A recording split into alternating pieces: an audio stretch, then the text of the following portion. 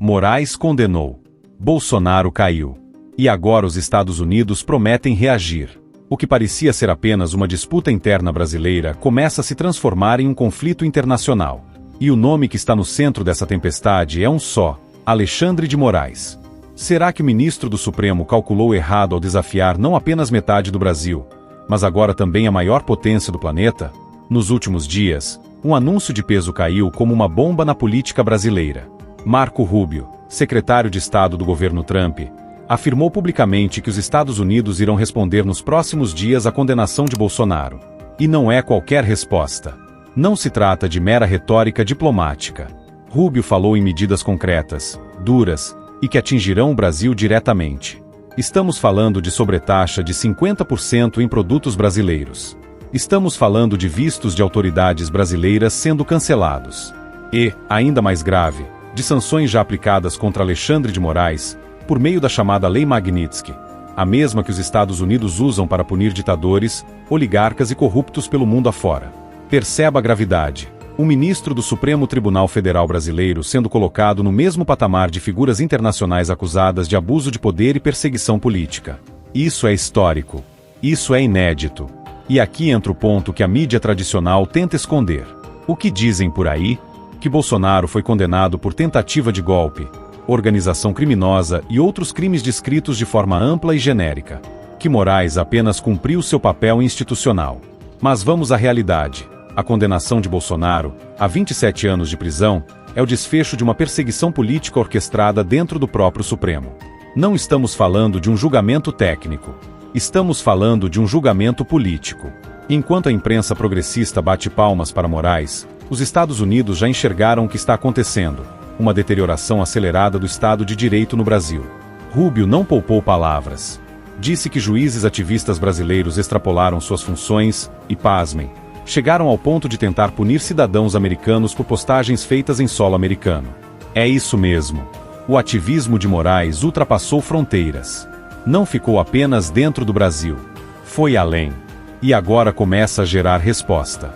Se voltarmos no tempo, não é difícil perceber como esse roteiro foi construído. Bolsonaro foi eleito contra tudo e contra todos. Sofreu ataques sistemáticos desde o primeiro dia de mandato. Criaram narrativas, abriram processos, construíram uma teia judicial para isolá-lo. E quando perceberam que ainda havia força popular, decidiram acabar de vez com qualquer possibilidade de retorno. O julgamento no Supremo foi o clímax desse processo. Mas o que Moraes não contava era que os Estados Unidos não ficariam de braços cruzados. Não estamos falando de um governo democrata simpático à esquerda latino-americana. Estamos falando de Donald Trump de volta ao poder, com uma equipe disposta a enfrentar abusos institucionais em países aliados. Rubio deixou claro: nos próximos dias haverá resposta. E aqui está o detalhe: ninguém sabe ainda quais serão as próximas medidas. O que já vimos, sobre taxas, vistos cancelados, sanções pessoais, pode ser apenas o começo. Imagine o impacto econômico se os Estados Unidos decidirem endurecer ainda mais contra o Brasil. Imagine se empresas brasileiras forem barradas em licitações, se exportações forem limitadas, se novos nomes ligados ao Supremo forem adicionados à lista de sanções. O que já é ruim pode se tornar insustentável. Mas não é só economia. É geopolítica. O Brasil hoje, sob Lula, se aproxima cada vez mais de regimes que desafiam os Estados Unidos: Rússia, China, Irã. O governo brasileiro posa de aliado do BRICS enquanto se afasta das democracias ocidentais. E nesse contexto, a perseguição a Bolsonaro se encaixa perfeitamente como a peça que faltava para um choque frontal com Washington. Os Estados Unidos observam o Brasil não apenas como um país da América Latina, mas como um ator estratégico no tabuleiro mundial. E quando vem o Supremo condenando o maior líder da direita brasileira a quase 3 décadas de prisão, com métodos questionáveis e decisões unilaterais, a leitura em Washington é clara: estamos diante de um processo autoritário disfarçado de legalidade. E quem assina esse processo? Moraes. É importante destacar também como essa reação externa desmonta a narrativa vendida dentro do Brasil.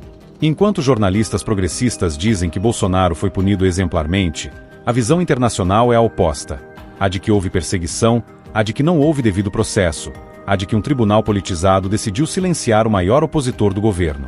Isso expõe o Brasil a uma crise de legitimidade. Quando uma potência como os Estados Unidos reconhece publicamente que o Estado de Direito brasileiro está se degradando, não estamos mais falando de opinião política. Estamos falando de repercussão global. E não é só Rubio. O governo americano já acionou mecanismos oficiais de pressão. A Lei Magnitsky é uma ferramenta usada em casos extremos. E agora está sendo usada contra um ministro do Supremo. Isso coloca Moraes em um patamar perigoso. Seu nome, sua reputação e sua influência internacional estão em xeque. Pense na ironia. Moraes, que se consolidou como o homem mais poderoso do Brasil, agora se vê questionado fora das nossas fronteiras. Dentro, aplaudido pela imprensa e blindado por seus pares. Fora, equiparado a governantes autoritários e alvo de sanções. É o início de uma queda? Ninguém pode dizer com certeza. Mas o que já sabemos é que os Estados Unidos não vão recuar. Se Rubio prometeu medidas adicionais nos próximos dias, é porque elas já estão sendo preparadas. E isso coloca o Brasil em uma encruzilhada. De um lado, a continuidade do projeto lulista, sustentado por decisões do Supremo. Do outro, a pressão internacional que pode minar a credibilidade e a economia do país. Aqui está a questão que fica para você, espectador. Até quando o Brasil vai suportar as consequências de decisões tomadas por um ministro que se julga acima da Constituição, acima da política e agora até acima das fronteiras nacionais? O Brasil vai pagar caro. Moraes vai pagar caro. A conta está chegando. Deixe sua opinião nos comentários e não se esqueça de curtir e compartilhar este vídeo.